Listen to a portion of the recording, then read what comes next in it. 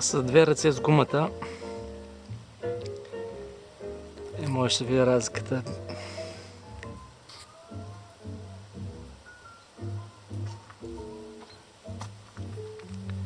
Не знам дали е достатъчно обаче.